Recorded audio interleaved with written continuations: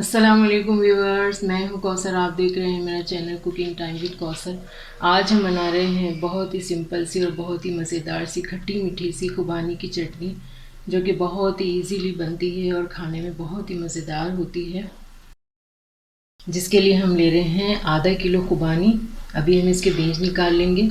इसके अलावा हम ले रहे हैं 1 टीस्पून चीनी, 1/4 टीस्पून नमक, 1/4 टीस्पून चाट का मसाला, थोड़ी सी पिसी हुई काली मिर्च, 1 चुटकी हम ले रहे हैं स्ट्रिक एसिड और थोड़ी सी कलौंजी। तो सबसे पहले हम इसके बीज निकाल लेते हैं। तो ये सारी खुबानियों के बीज हमने निकाल लिए हैं। तो अभी इसे बनाना शुरू करते हैं। और यहाँ चूल्हे पर हमने कढ़ाई चढ़ा ली है। अब इसमें हम डाल देते हैं थोड़ा सा तेल, तकरीबन 1 टेबल स्पून।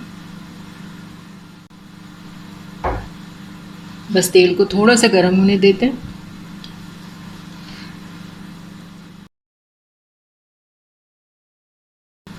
तेल गर्म हो गया है तो अब हम इसमें डाल देते हैं कलौंजी।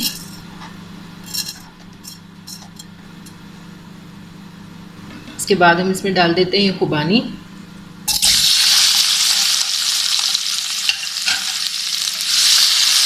थोड़ा सा फ्राई कर लेते हैं तेल में।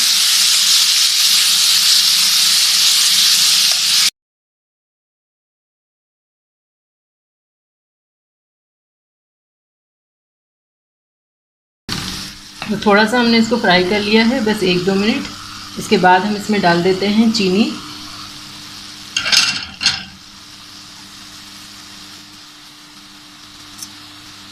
और नमक भी डाल देते हैं साथ साथ। इसको अच्छी तरह मिक्स कर लेते हैं।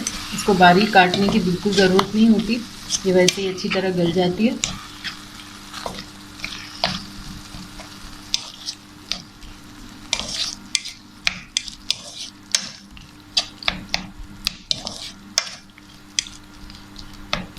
बस इसको 2 मिनट कवर करके पका लेते हैं।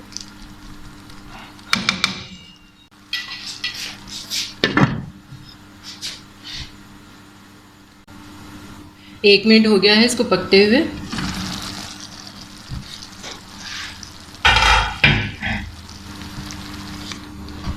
अब इसमें थोड़ा सा चम्मच चला लेंगे और आंच थोड़ी सी तेज़ कर लेंगे।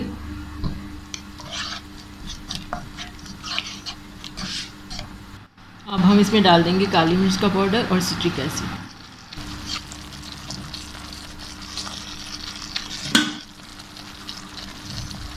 इसको अच्छी तरह मिक्स कर लेंगे। बस इसी तरह चम्मच चलाते रहेंगे 1-2 मिनट।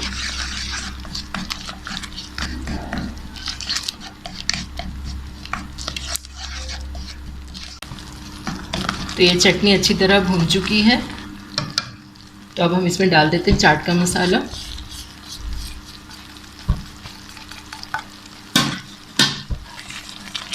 इसको मिक्स कर लेते हैं।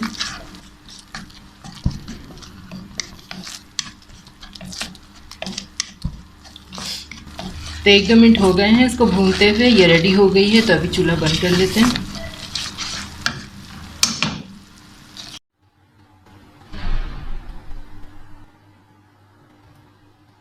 तो लीजिए, हमारी बहुत ही सिंपल मज़ेदार और खट्टी मीठी सी खुबानी की चटनी रेडी हो गई है।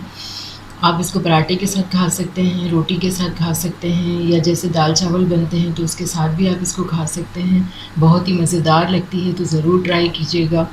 इंशाल्लाह फिर मिलेंगे आसान और सिंपल रेसिपी के साथ। अपना बहुत सारा ख्याल रखिएगा, दुआओं में याद रखिएगा। अल्लाह हाफ़िज़।